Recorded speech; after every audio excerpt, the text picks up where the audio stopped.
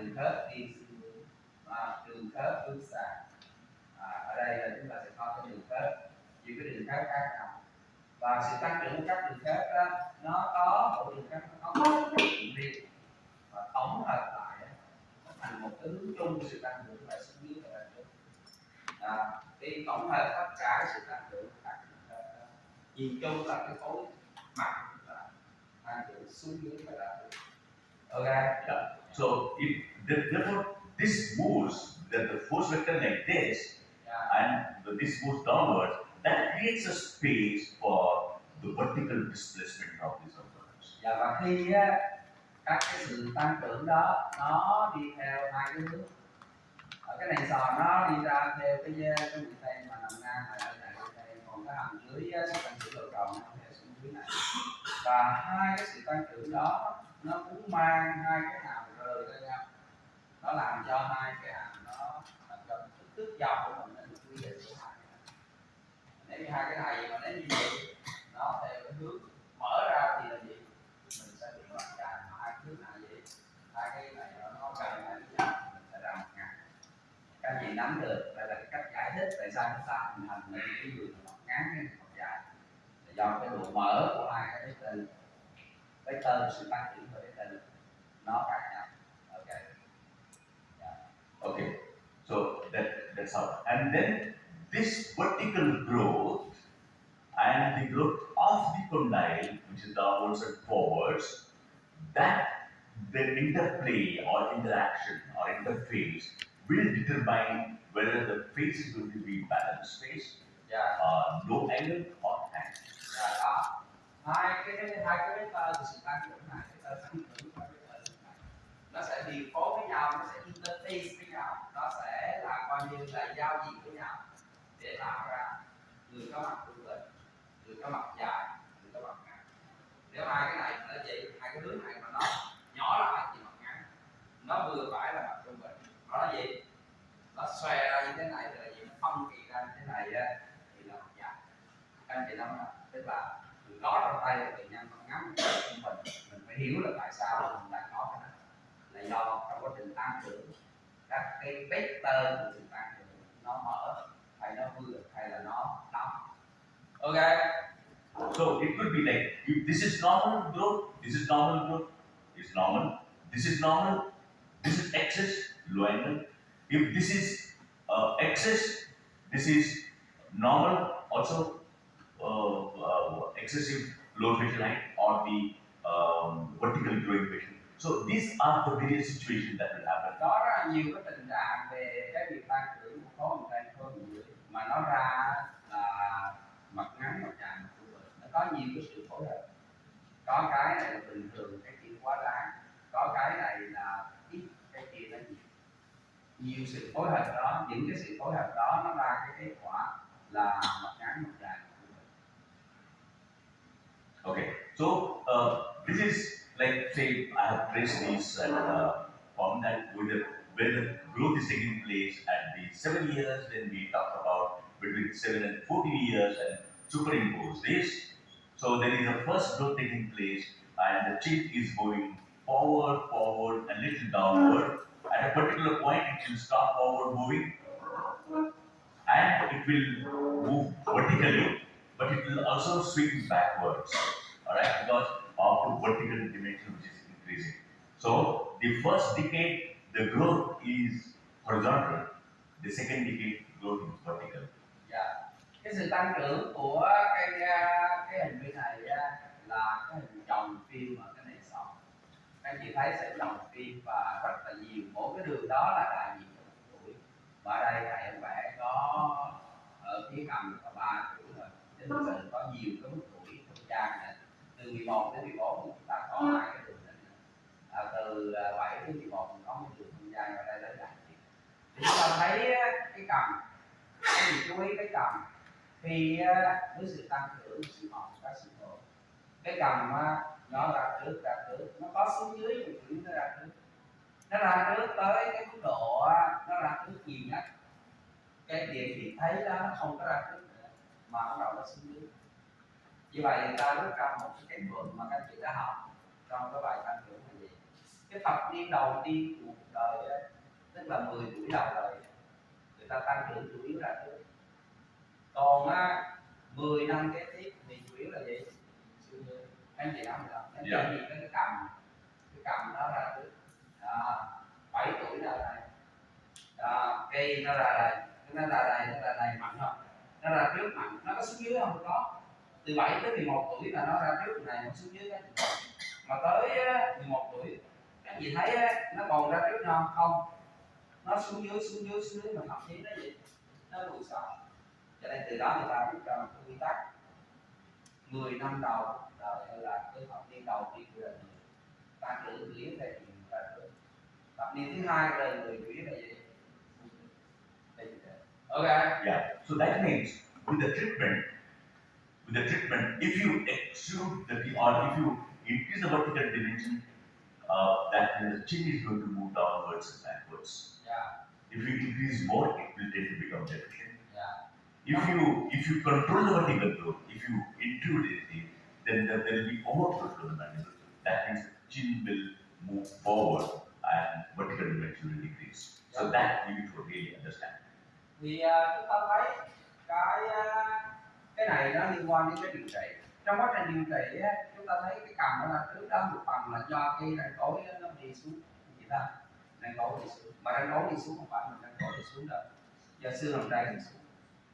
Tại vì chúng ta trồng ở này sợ cái vị trí của răng cối ở đây đi xuống là sự tích lũy của hai cái xương hàm răng đi xuống đầu với lại chính cái răng nó đi trong xương, nó mọc trong xương và cả xương cả cái xương đó nó chặt xuống dưới thì buộc lòng răng nó vẫn đi không chặt xuống dưới. Và trong điều trị đó, nếu chúng ta trồi các răng thì nó sẽ gì? Mở từ mặt. Mà nếu chúng ta kiểm soát sự mọc răng hay là chúng ta nuốt các răng thì nó đóng mặt lại. Trồi thì cái cầm nó, cái mặt nó sẽ dài hơn và cái cầm lùi sau. Mà đóng lại thì cái cầm là trước và cái mặt nó ngắn hơn. Đó, cho nên để kiểm soát cái lớn chúng ta có thể kiểm soát thông qua sự kiểm soát cái vị trí của các cái răng sau để chúng ta lún các răng mặt đóng lại, chúng ta trâu các răng. Ok. Yeah, is this clear? Các chị nắm được không ạ? This is a fundamental to the understanding of vertical problems. Đó là cái căn bản để chúng ta hiểu về các cái vấn đề về điều trị. Yeah. Okay, so we will talk about this. Suppose I'll give the clinical examples. Dạ, chúng ta sẽ cho một cái ca lâm sàng để chúng ta hiểu. So that's how the patient's profile is. But by looking at the profile, you can visualize the vertical proportions: upper third, middle third, and the lower third. Dạ, thì chúng ta sẽ xem xét cái profile. Chúng ta sẽ xem xét các cái tầng mặt trên và giữa dưới khi chúng ta quan sát cái profile. Okay, so that's the it shows that the patient is absolutely growing patient, and there is a increased lower facial height. You can see visually, of course, with symptomatics, you can confirm that. Okay, what you see clinically, and that's how the clinical picture is. Dạ, thì mình thấy là cái vị trí ở ngoài mặt là nằm dưới nó tăng và chúng ta có thể là tiếp tục quan sát ở trong người và để chúng ta xem thì các răng trong người nó liên quan thế nào với lại cái phần dưới tạng. Now, in this case, when you actually look at the case, you feel it's very simple, and the patient was given habit breaking appliance. Okay, with the habit breaking appliance, tongue thrust habit breaking with the tongue grips, patient wore it, and the bite got a little closer, okay, towards the inside the edges. All right, and the patient stopped it, again it opened up. So then the dentist referred the patient here, and then we realized that the problem is not only the tongue thrust habit, and we don't know whether it's because of the just open bite and the tongue is getting adjusted that, and because the tongue has been trained to function that way, and takes a long time to retrain the tongue function. Yeah. Alright, so that needs to be assessed very well. Dạ, thì chúng ta có là cái cắn hở phía trước và đồng thời cái cắn hở phía trước đó chúng ta thấy có cây có kèm và đẩy được.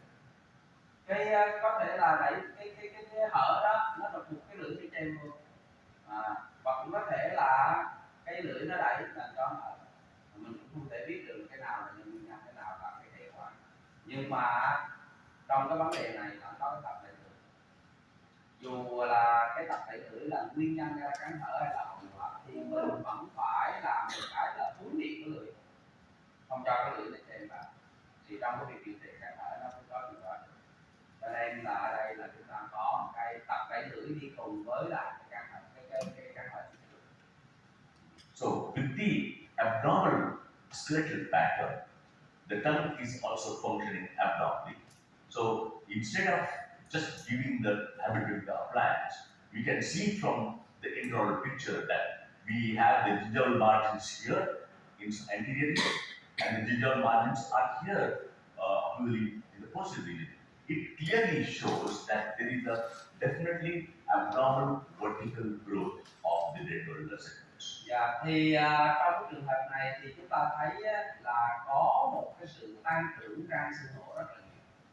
Cái sự tăng trưởng răng xương hổ rất nhiều nó làm trồi ở các răng phía sau, và nó thể hiện ở trong cái khuôn mặt của chúng ta là mặt ở ngoài là nhanh nó giảm. Đó, thì răng xương hổ tăng trưởng. Okay, then we need to have a vertical control. There is an orthopedic expansion we need to do, and orientation of the palatal plate and detailing of radiation. So patient is growing, and looking at the lateral set, you will feel that the mandibular plane is increased. The palatal plane is also tipped up anteriorly. Alright? So if you see measure this angle, it will be too much. We call it the basal angle. Okay?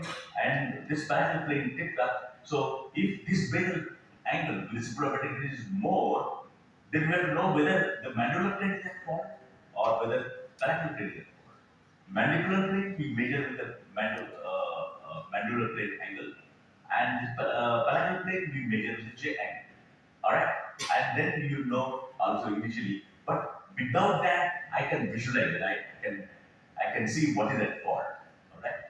Dạ, thì ở đây chúng ta thấy là mình thấy là mình sẽ làm cái điều trị là nới rộng cũng như là nuốt bằng một orthopedic, và khi mà mình đánh giá cái vấn đề theo chiều đứng của bệnh nhân, mình thấy là mình phải xem xét cái góc giữa cái mặt phẳng cổ cái với là mặt phẳng hàm dưới, tức là phải xem cái định hướng của cái mặt phẳng cổ cái và mặt phẳng hàm dưới. Cái định hướng hay là cái độ xoay của mặt phẳng hàm dưới nó được thể hiện bằng cái góc FMA như chúng ta đã biết, nhưng mà chúng ta cũng có một cái để đánh giá cái độ xoay của xương hàm trên, đó là góc xì. Có thể cái chiều cao hàm mặt dưới nó tăng là không phải là do cái hàm dưới nó xoay xuống dưới đâu, mà do gì nữa, do cái hàm trên nó chóc lên trời giống như mấy bạn cánh vậy đó. Thì chính vì vậy mình muốn biết được cái hàm trên hay là hàm dưới là vấn đề, thì chúng ta cần phải có hai cái chỉ số đánh giá độ xoay. Đó là lý do mà trong cái phân tích của thầy thì có thêm cái góc mà nó rối đó, góc về, thì cái đó nó mới nói lên được là cái tình trạng mở của cái miệng là do đâu, do hàm trên hay do hàm dưới. Ok. Yeah.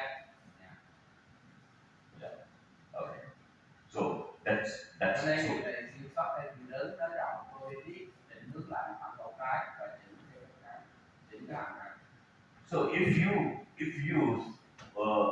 now in this case, how do you reorient the palatal plane, or how do you actually control the vertical growth? Vertically growing, you can show clinically also the gingival margins are here anteriorly and they are here posteriorly. Alright?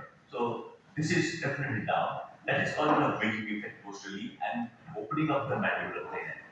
Alright? So that is causing the increased lower facial height and also the open bite. Yeah. Alright? So once you control the posterior growth, you don't have to do anything else. When you control it, the mandible will close, auto-rotate. We call it auto-rotate. When it closes, you know that the chin will come forward a little bit. The lower facial height will decrease and here open bite will get decreased. And facial. So all of that would be solved by that particular method. Dạ. Thì chúng ta thấy là trong cái trường hợp này chúng ta đánh giá cái cắn hở nó đi kèm với lại cái sự mở của cái hàm dưới so với cái hàm trên. Thì cái chiến lược điều trị của chúng ta là mà tại sao nó mở, đó là do sự tăng trưởng hệ hình đứng của các cái vùng phía sau đó mà. Và nếu như chúng ta bằng cách nào đó chúng ta ức chế sự tăng trưởng đó thì là cái hàm dưới nó sẽ xoay tự động, nó tự động đóng lại. Cái chiều cao của phần dưới phía trước nó sẽ từ dài nó sẽ trở lại, và đồng thời là cái khớp cắn nằm đằng phía trước nó cũng đóng lại. Cho nên từ cái khi chúng ta nhìn thấy cắn hở mà có một cái yếu tố là do các cái khung xương thì chúng ta sẽ giải quyết nó bằng cách là điều trị kiểu mà ức chế sự tăng trưởng của cái nhóm răng sau, bằng cách là làm cho các cái răng sau nó không có mọc nữa. Bình thường cái tuổi này cứ tiếp tục nó mọc thì mình không cho nó mọc nữa thì sẽ đóng lại. Yeah. You understood, everybody? Dạ, các anh chị nắm được không ạ? Everybody is very serious this morning. Dạ, mọi người sáng nay thấy có vẻ nghiêm trọng. Okay. So I don't know whether everything is all right. Okay. So that's all. So how do you do it? I would in fact put a maxillary spring here with the rapid trial expansions too, and some tubes here. All right. And what I'm going to do is to do the expansion. We are going to talk about this later on. Okay. This expansion, we will open up the mid-brachial suture. All right. This posterior occlusal surface here, that will also have the intruding effect on the posterior teeth, and then these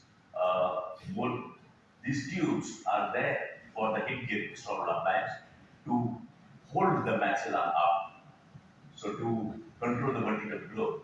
So that's how the plan is for this case.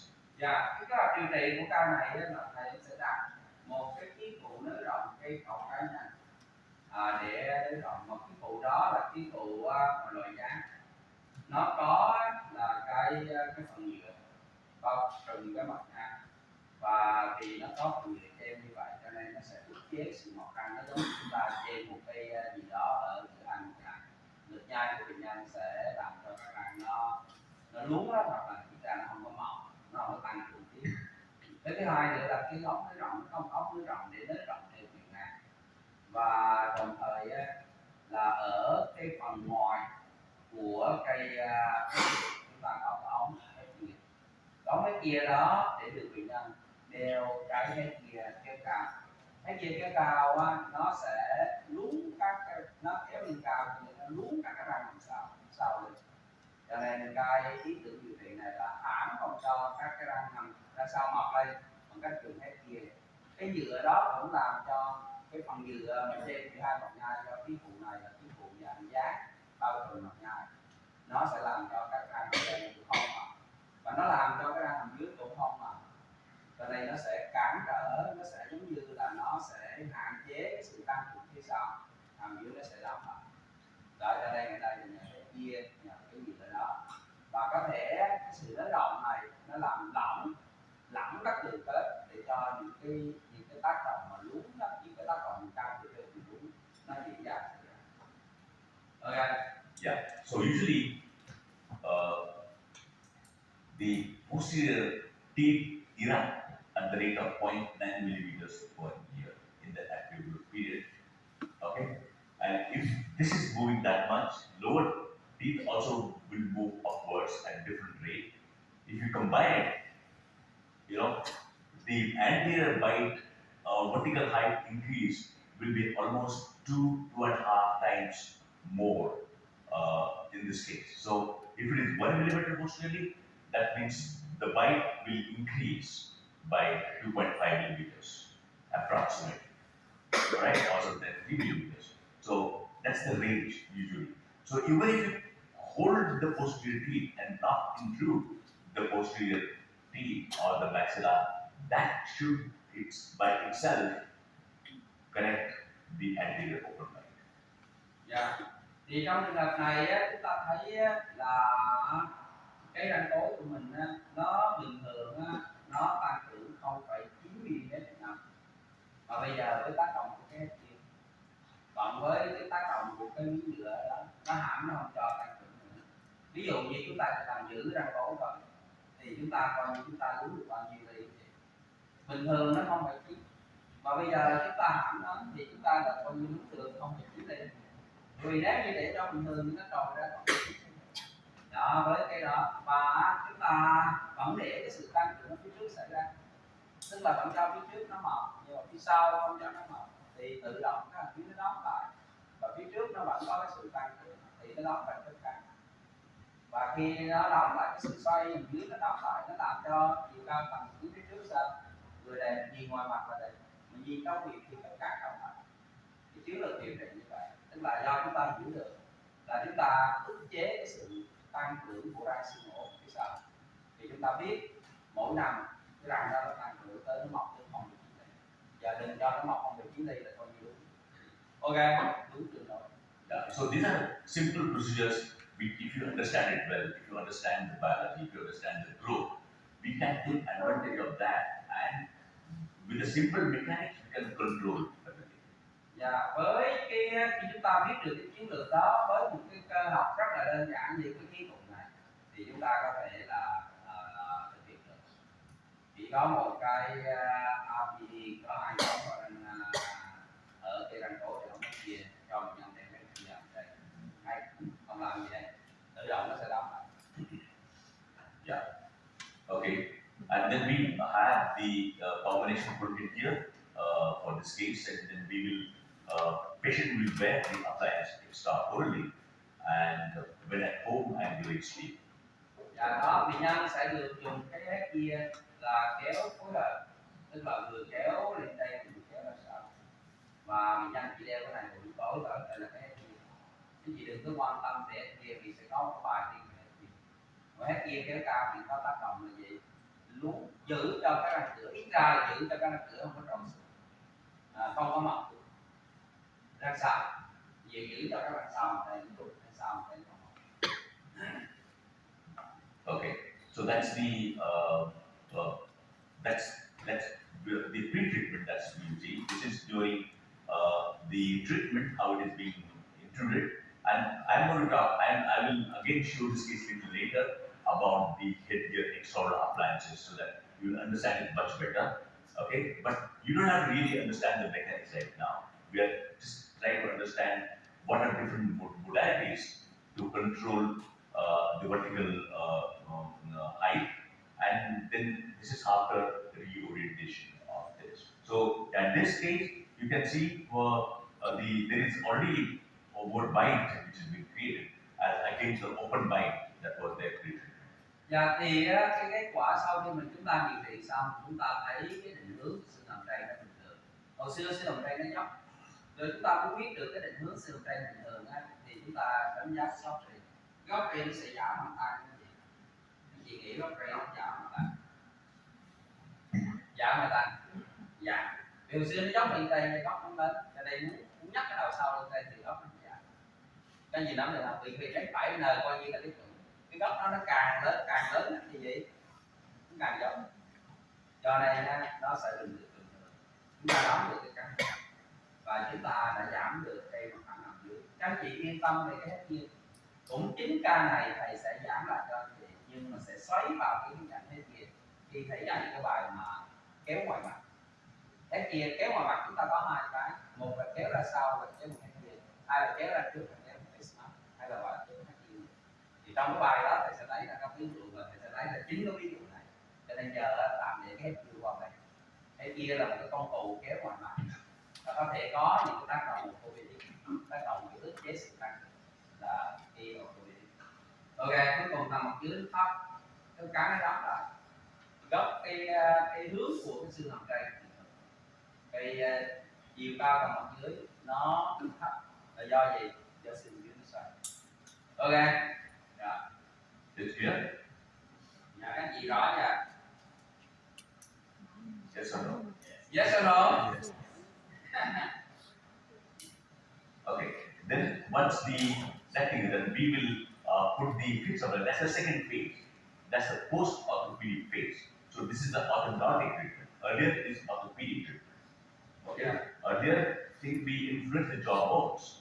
With this, we are going to influence the tooth positions. Dạ, thì cái giai đoạn đầu á là chúng ta gọi là điều trị orthopedic là nát xương, là chúng ta can thiệp vào cái xương hàm. Sau khi nó đóng được tất cả rồi, nó thay đổi được cái này xương rồi, thì chúng ta qua giai đoạn 2 là chúng ta orthodontic, tức là chúng ta gì?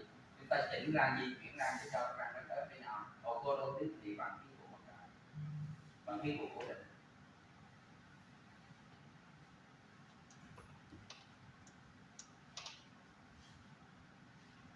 Okay, then we fine tune the dentition here.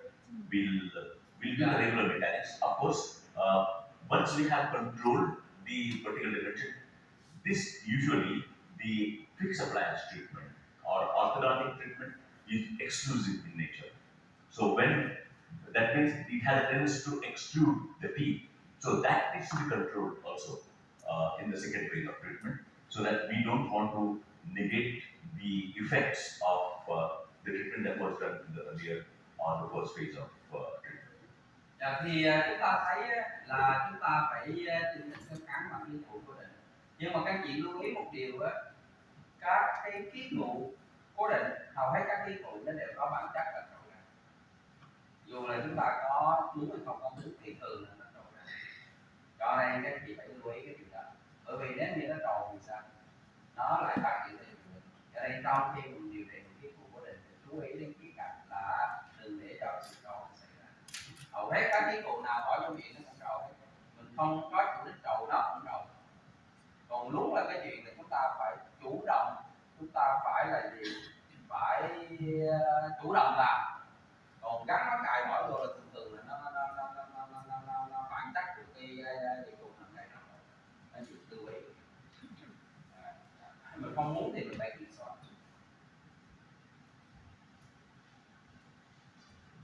Okay, that's how the disocclusion is after the debonding, and we have been able to achieve, this. Chúng ta đã sau khi điều trị thì chúng ta đã có được một cái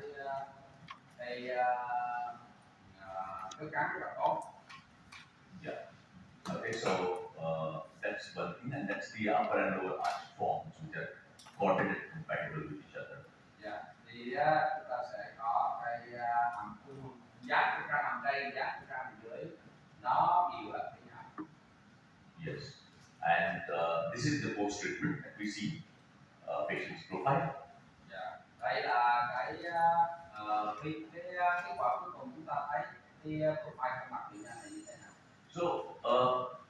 So if you understand that the patient was growing, we actually diagnose the case well. Okay, so there is no point in just giving a tongue thrust habit breaking appliance. That will only have the local effect, but it will not bring about the skeletal correction or orthopedic correction. Alright? So this approach was essential for the complete resolution of the problem and also for long-term stability. Dạ, thì chúng ta thấy những cái vấn đề thay đổi lớn mà ở giai đoạn đang tăng trưởng, chúng ta giải quyết bằng cái phương pháp điều trị mà lại gọi là hướng dẫn sự tăng trưởng, đánh hồi thì tăng trưởng, thì cái kết quả nó rất là bình thường. Đó là chúng ta đánh vào cái sự mà nát cái xương thành chủ định. Còn tôi biết thì kết quả nó rất là bình thường. Cho nên khi chúng ta phát hiện bệnh nhân còn tăng trưởng có vấn đề thì phải điều trị theo cách tiếp cận là gì? Phải là orthopedic trước. Chứ còn nếu chúng ta cứ để cho cái xương đó nó còn phát ra, nó là anh chị chỉnh bằng cách là di chuyển răng mà không có bình thường, cái kết quả nó không có ổn định, hay nói cách khác là gì? Dễ tái phát. Còn nếu chúng ta nát xương thì nó không thể. Okay. Yeah. Okay, this is another situation. Another situation where it is the extraordinary, we see that it is close to normal lower facial height, but the internal picture will show a different picture. Dạ, thì ở đây là một cái ca khác là mặt ngắn.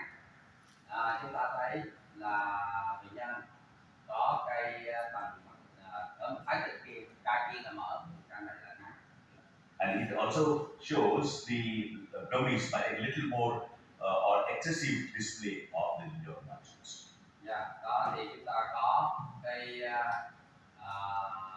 hướng đi smile tươi lộ nước, tươi lộ nước và cái thẩm mỹ khuôn mặt nó không có được đẹp, thẩm mỹ của người không đẹp. Yeah. So I think this is the case again. I don't know whether we corrected this. You remember this tooth which is restored? Yeah. We had a confusion whether it's left or right side. Yeah. So I hope we have corrected last time. Yeah. So if it is not, probably we will just do this. Yeah. Thì năm ngoái cái bài lần trước mọi người cứ thắc mắc là không biết cái răng nào bên trái phải, bởi vì cái dữ liệu ở trong miệng, cái dữ liệu ở ngoài, cái dữ liệu trên toàn cảnh nó nghịch nghịch nhau, có một lúc thì ở bên trái, có lúc ở bên phải, nhưng mà tại vì sao trong quá trình chụp hình đó mình có thể không lặp hoặc là cái tấm phim mình là không lặp, cho nên thầy cái giờ mình đã chỉnh được cái này. So don't get confused. If it exists, I think we corrected last time. If it is not, probably we will. Không nhớ là trước khi chúng tôi phát hiện ra đó mới nói thầy, thì không biết là bên trái bên phải, thì có thể là thầy đã chỉnh lại để thống nhất cái này. Còn bản chất thực sự của bệnh nhân kệ mình đem giảng dạy bên trái phải dùng được đấy, nhưng mà cái răng dư này nè, nó ở bên trái thì trên phim tiết mà ở bên trái mà phim trong miệng bên trái, tự nhiên thấy thầy nhìn ngoài mặt bên trái, cái lát nữa dọc cho trong miệng thì thấy bên phải, cứ qua phim đồng cảnh nó lại bên trái, lên cái ho kia nó loạn không biết là đâu. Yeah. But of course, this is an old patient and we have been Đây là một bệnh nhân lâu rồi. following up this patient for the past 10 years. Dạ, cái bệnh nhân này là hơn